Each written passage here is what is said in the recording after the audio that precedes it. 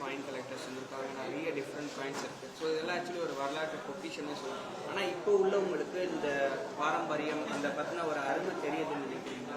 Coin collector இப்போ கொஞ்சம் ஜாஸ்தியாக இருக்குது. முதல்ல வந்து நடுவில் ஒரு 10 வருஷத்துக்கு முன்னாடி கொஞ்சம் கம்மியாக இருந்தது. இப்போ இதை வந்து ஒரு இன்வெஸ்ட்மெண்ட்டாக பண்ணுறாங்க யங்ஸ்டர்ஸ்.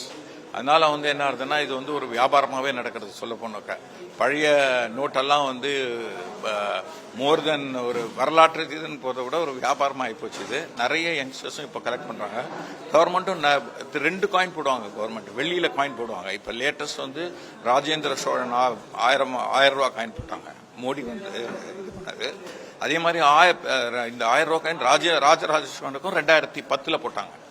ஸோ இந்த மாதிரி கலெக்ஷன்லாம் நிறைய போடுறாங்க. இதில் வந்து என்ன ஆச்சுன்னா இப்போ வெள்ளி விலை திடீர்னு 200 ரூபாய்க்கு போன உடனே யாரெல்லாம் அந்த கலெக்ட் பண்ணுறாங்களோ அவங்களுக்குலாம் வந்து கையில் வச்சு இந்த காயின்ஸ் வந்து கிட்டத்தட்ட 4 பங்கு 5 பங்கு ஆகிப்போச்சு.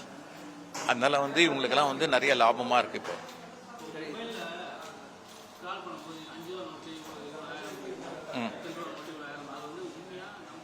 அது நம்பாதீங்க.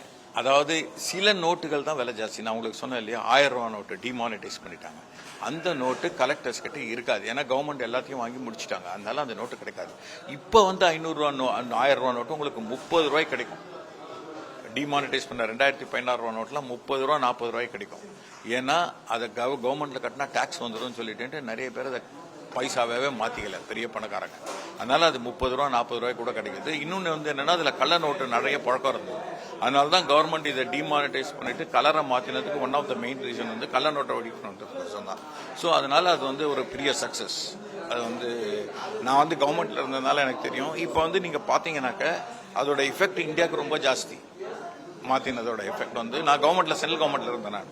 அதனால எனக்கு தெரியும் ஏன் பண்ணாங்க எதுக்கு பண்ணாங்க. இது ஒரு கஷ்டம் வந்து மக்களா ஏற்படுத்தினது.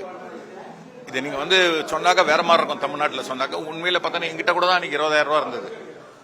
ஒன்றும் பிரச்சனையே இல்லை. நான் வடக்கு இது பண்ண உடனே போய் கொடுத்தேன். ஒருவேளை எனக்கு 20,000 ரூபா, ஒருவேளை பார்த்தீங்கன்னா எனக்கு 60,000 ரூபா ஒரு பெரிய அமௌண்ட் இல்லாமல் இருந்திருக்கலாம். ஆனால் ஒரு ஏழைக்கு 20,000 ரூபா பெரிய அமௌண்டா இருக்கும். அதனால அவங்க போய் அடிச்சு பண்ணாங்க. ஆனால் அன்னைக்கு நடந்ததெல்லாம் வேற.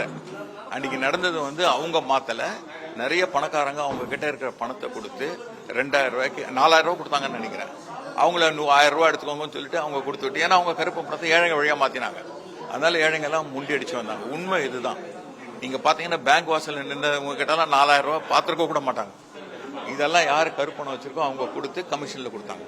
சரி, இப்ப நிறைய பேர் இந்த மாதிரி காயின் செலக்ட் பண்றாங்க. இதெல்லாம் ஒரு ஆர்வத்துல பண்றாங்க. ஓகே, பட் இதனால அவங்களுக்கு எதுக்காக இவ்வளவு இது பண்றாங்கன்னு நினைக்கிறீங்க? நிறைய பேர் ஒரு ப்ராஃபிட்டுக்காக பண்றாங்க, இல்ல ஒரு ஆசைக்காக? இது ஒரு ஹாபி தான். கிட்டத்தட்ட இது வந்து கிட்டத்தட்ட அடிக்ட் மாதிரி தான். இதெல்லாம் இது வந்து ஒரு இப்ப நீங்க பாத்தீங்கன்னா நானே வந்து என்கிட்ட ஆல்மோஸ்ட் எல்லா காயினும் இருக்கு. இருந்தாலும் வாங்குவேன். இருந்தாலும் வாங்கிட்டு இது வந்து கிட்டத்தட்ட ஒரு அடிமை மாதிரி ஆயிடுவோம். நம்ம ஒரு collection it's a hobby. Hobby எப்போதுமே அடிமையாக்கிடும். எந்த ஹாபியும் வந்து ஒரு அளவுக்கு மேல போனா அடிமையாகும். இது வந்து ஒரே ஒரு கலெக்ஷன்ன்ற ஒரு இதோட வச்சுட்டு இருந்தாங்க நல்லா இருக்கும். அதை தாண்டி போகும்போது மக்கள் யோசிக்கணும். ஏன்னா அவங்களோட பணம் போய் அதில் லாக் ஆகும். ஆனா அதுக்கு வேல்யூ இருக்கதான் இருக்கு. இன்டர்நேஷனல் அளவுல வந்து இதெல்லாம் கலெக்ட் பண்றாங்க. இன்டர்நேஷனல் அளவுல வந்து எக்ஸிபிஷன் நடக்கும்.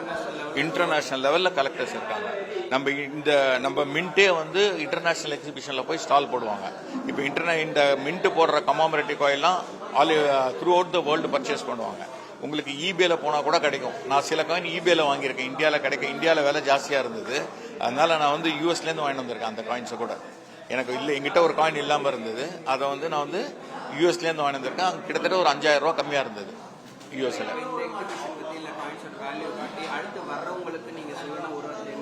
ஆக்சுவலா காயின்ஸ் கலெக்ஷன்ல வந்து நீங்க பாத்தீங்கன்னா உங்களுக்கு வரலாறுலாம் நீங்க அழகா தெரிஞ்சுக்கலாம். நீங்க பாத்தீங்கன்னாக்க பிரிட்டிஷ் பீரியட்ல வந்து பாத்தீங்கன்னா பின்னாடி அப்ப யார் குயின் கிங்னு போடுவாங்க. நீங்க பாத்தீங்கன்னா 1857 வந்து ஈஸ்ட் இந்தியா கம்பெனில இருந்து பிரிட்டிஷ் இந்தியாவுக்கு போச்சு.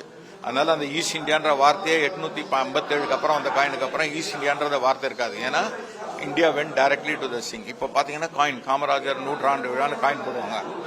கலைஞர் நூற்றாண்டு விழா எம்ஜிஆருக்கு போட்டாங்க. எம்ஜிஆருக்கு 5 ரூபா போட்டாங்க. 5 ரூபாயும் போட்டாங்க, 100 ரூபாயும் போட்டாங்க. எம்ஜிஆரோட 5 ரூபா விலை வந்து 4500 ரூபாய். இன்னைக்கு 5 ரூபா காயின் 4500. அது ஒரிஜினலா 2017 நூற்றாண்டுல போட்ட போது அதோட வெள்ளி காயின் பிளஸ் 5 ரூபா காயின் 4000 ரூபாய். இன்னைக்கு வெறும் அந்த 5 ரூபா காயினே 4500 ரூபாய் போறது. வெள்ளி காயின் 3000 ரூபாய். வெள்ளி இருக்கிறதுனால கிட்டத்தட்ட 7500 ரூபாய் 8000 ரூபாய். எம்ஜிஆர் காயின் வந்து டபுள் ஆகி போச்சு. 2017 வந்ததுக்கும் இப்போ வந்ததுக்கும் டபுள் ஆகி போச்சு. இந்திரா காந்தி அந்த காயின் இப்போ எவ்வளோ வேல்யூ? இந்திரா காந்திக்கு வந்து 5 ரூபா காயின் போட்டாங்க இறந்த போது. அந்த 5 ரூபா காயின் இன்னைக்கு வந்து 35 ரூபா. நல்ல கண்டிஷன்ல இருந்தா, சாதாரணமா இருந்தா 20 ரூபாய்க்கு வாங்கிப்பாங்க. யூஸ்டா இருந்தா 20 ரூபாய்க்கு இருக்கும். நல்ல புது கண்டிஷன்ல இருந்தா 40 ரூபாய்க்கு வாங்கிப்பாங்க.